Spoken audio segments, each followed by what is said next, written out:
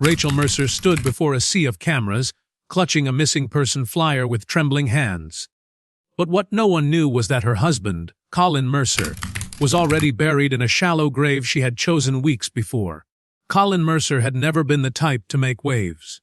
At 36, he had carved out a quiet life in Seattle, working as a landscape architect and living in a modest two-bedroom home on the edge of a quiet neighborhood with his wife, Rachel. Those who knew him described him as steady, dependable, and kind. The sort of man who remembered birthdays, stayed late at work to meet deadlines, and always kept his promises. He wasn't flashy or loud, but his absence was something people noticed immediately.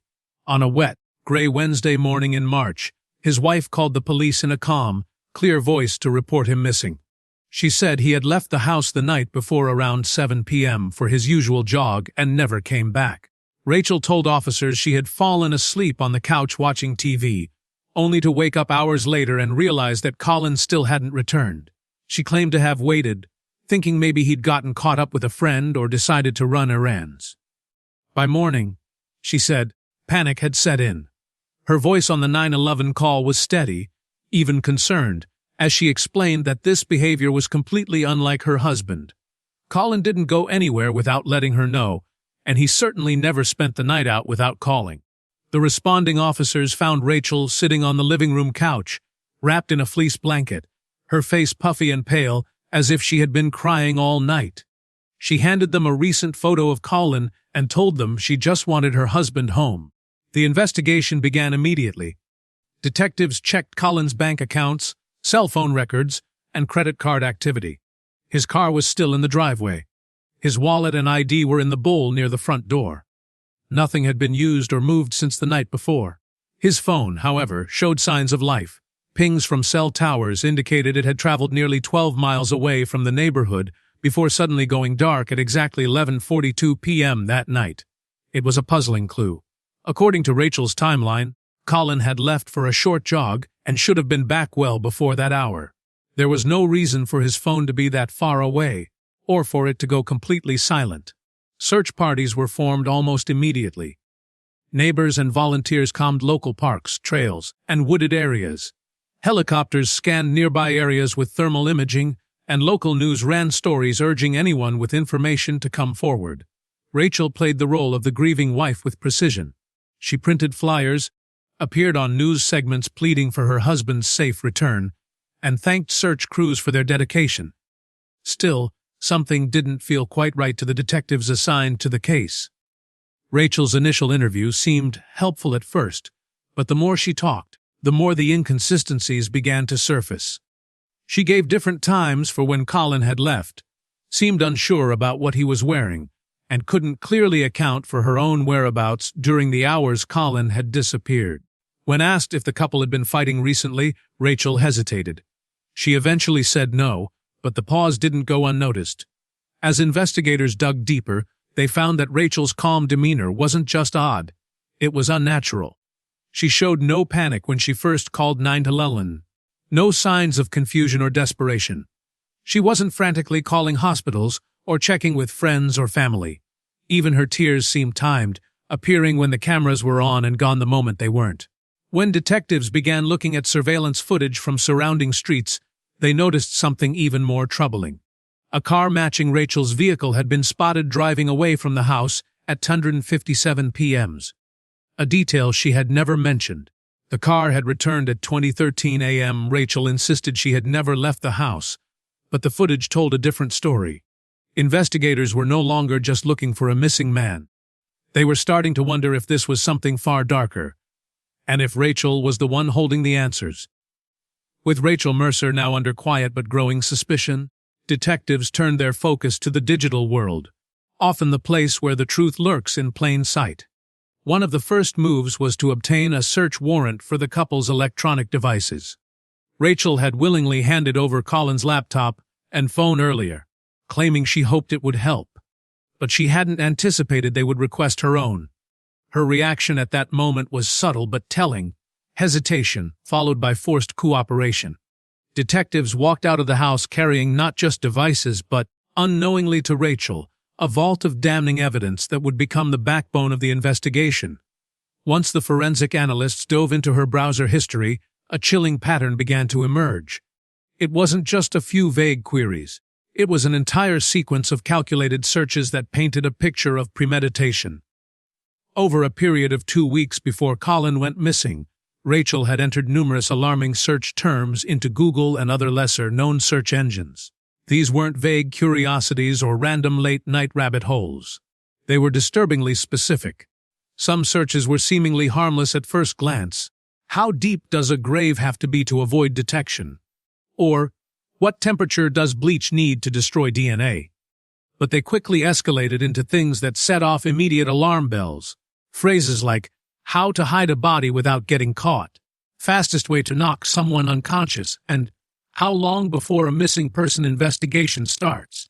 Then came the most damning entry of all, typed at 2:31 a.m., just days before Colin vanished. How to make a murder look like a disappearance. The timestamps were key. These weren't old searches. They were recent and tied directly to the period leading up to Colin's disappearance. She had been researching this with a level of detail that went beyond curiosity. Meanwhile, investigators were also pulling GPS data and activity logs from Rachel's phone and car. It showed a disturbing pattern.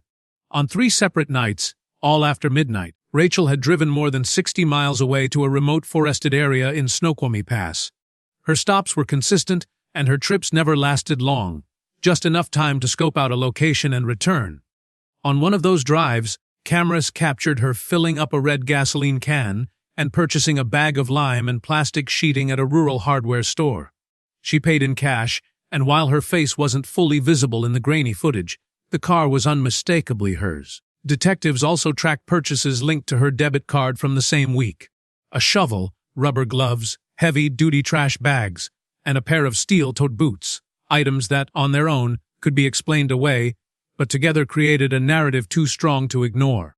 When questioned about her late-night drives, Rachel claimed she couldn't sleep and sometimes went for drives to clear her mind. She said the forest was peaceful. She said the purchases were for yard work and spring cleaning.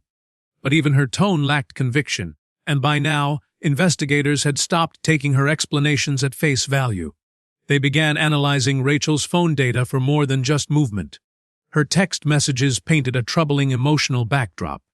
In the weeks leading up to Colin's disappearance, she had been in constant communication with someone saved in her contacts as Sam W. The tone of those messages shifted quickly from casual to intimate. Rachel had been carrying on a secret affair with a man she met through a lifestyle app for married people seeking discreet relationships.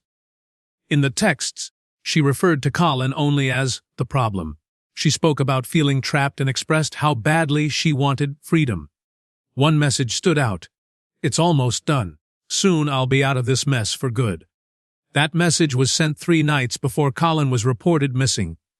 Detectives now had motive, method, and mounting evidence. The missing jogger story had crumbled. The woman who played the grieving wife on camera was quickly becoming the centerpiece of a chilling, calculated crime. While the public still searched trails and posted flyers, law enforcement knew the real search was for proof that the woman who typed, "How to hide a body," had followed through. It was a cold morning, nearly 3 weeks after Colin Mercer was first reported missing, when a hiker cutting through an isolated trail in the Snoqualmie Pass region stumbled upon something that didn't belong. It had rained heavily the night before, and much of the underbrush was slick and muddy. While attempting to step over a downed log, the hiker noticed a patch of disturbed soil slightly sunken and rimmed by plastic. He assumed at first it was a buried tarp or dumped garbage, common in the area. But something about the careful layering and the faint, acrid odor made him uneasy. He snapped a photo and called the local sheriff's office. Within hours, crime scene tape stretched around the trees, and forensic units had arrived on site.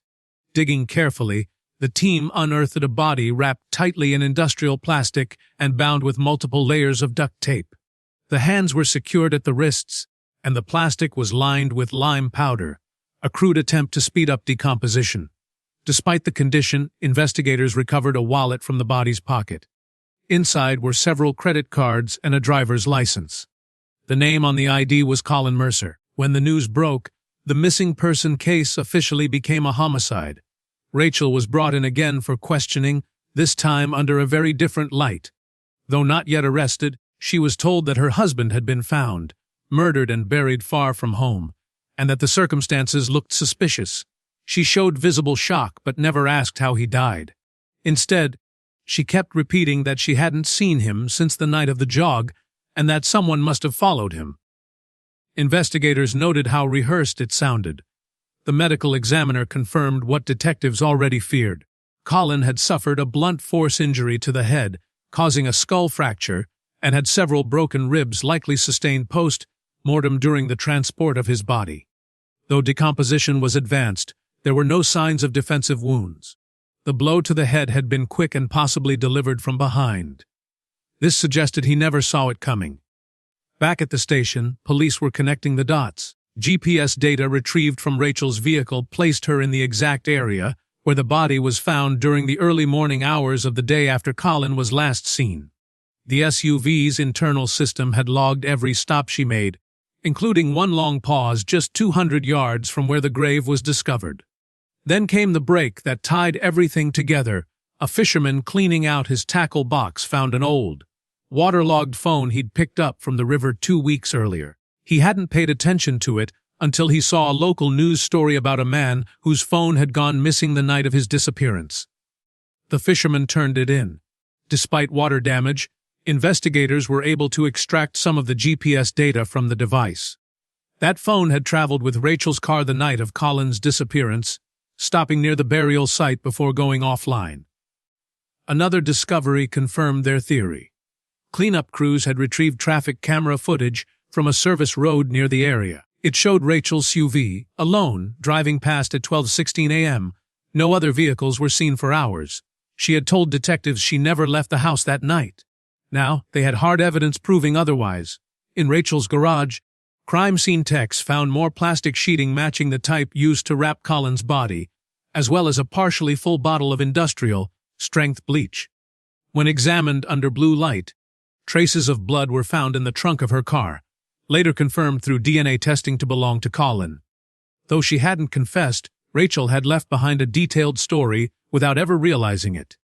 Through her phone's location, her car's GPS logs, security footage, and the physical evidence in her home, every thread wove together to point toward the same conclusion. Rachel Mercer had not just reported her husband missing, she had staged the entire disappearance. The shallow grave, however, refused to stay silent, and now investigators had everything they needed to move forward. A warrant was signed. Rachel Mercer was arrested for the murder of her husband, her expression unreadable as she was led away in handcuffs. In the days following Rachel Mercer's arrest, detectives and prosecutors began to piece together a clearer picture of what had driven her to commit such a calculated and cold-blooded act. It wasn't just about a troubled marriage or a sudden burst of rage. This had been carefully planned, with each step plotted long before Colin had even been reported missing. The question on everyone's mind now was simple: why? The motive began to emerge from a combination of financial records, personal messages, and inconsistencies in Rachel's public persona. The Mercers had always appeared comfortable, but a deeper look at their finances told a different story.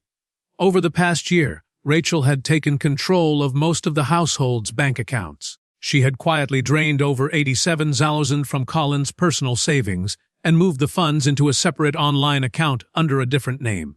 This wasn't a one-time theft. It was done in small, precise transfers over several months, just enough to avoid detection. Even more shocking were the credit card statements.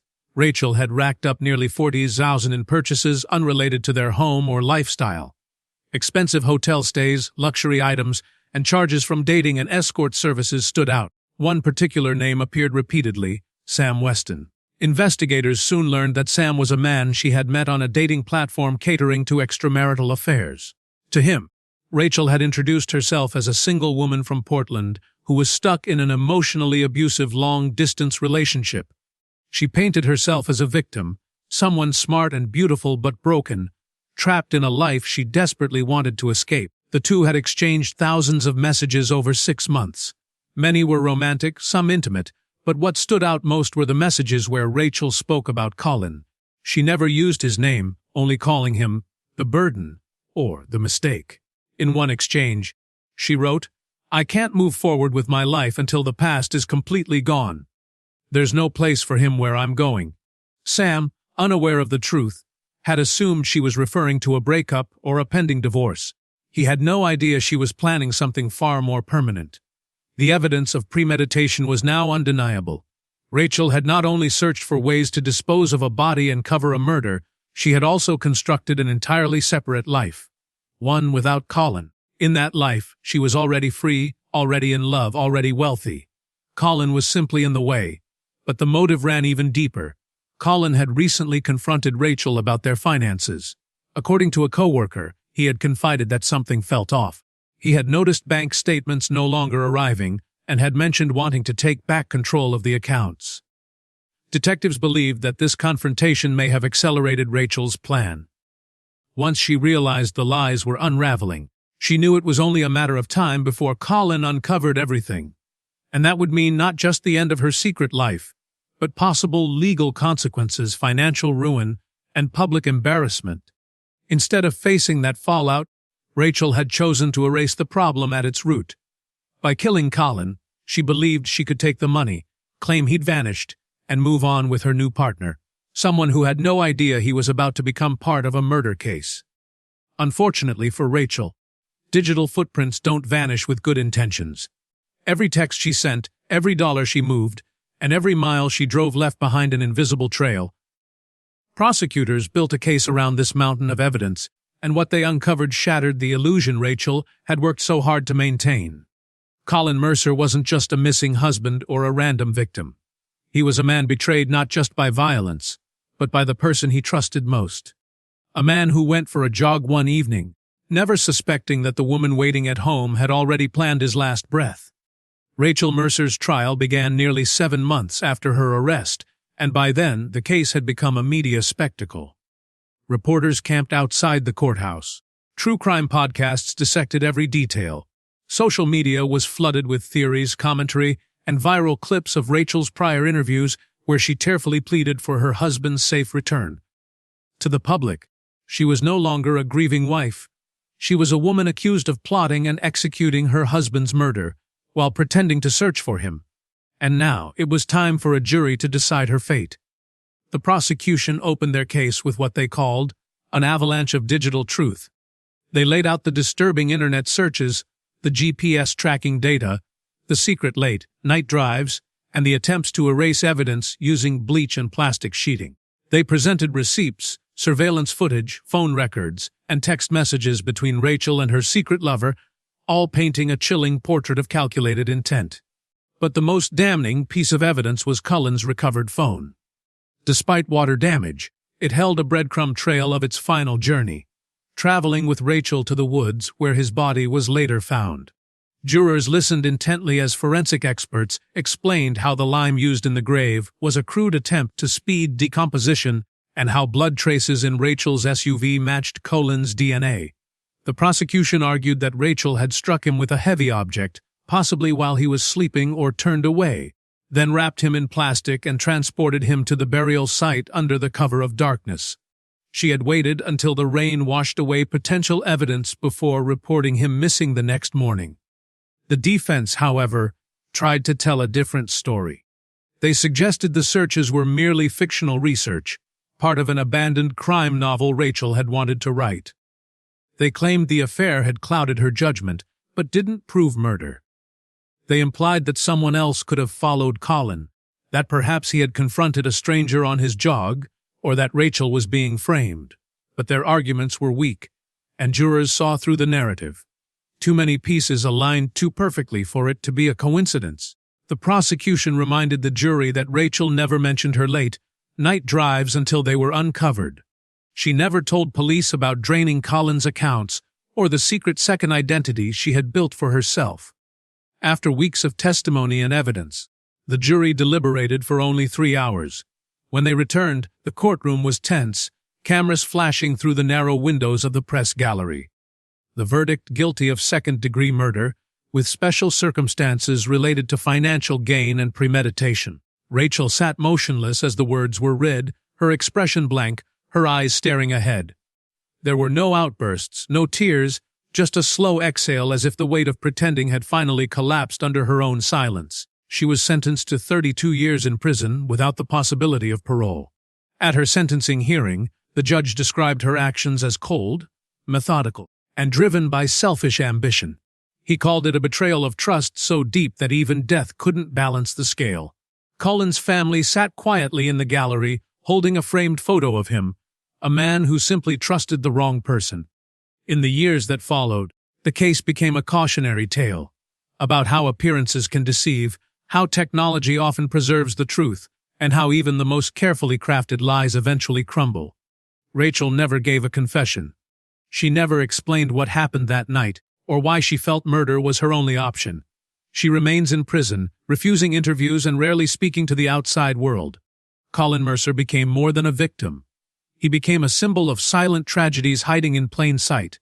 His story, now told in documentaries, podcasts, and court transcripts, serves as a haunting reminder. Sometimes the person looking the hardest for someone missing is the one who knows exactly where they are.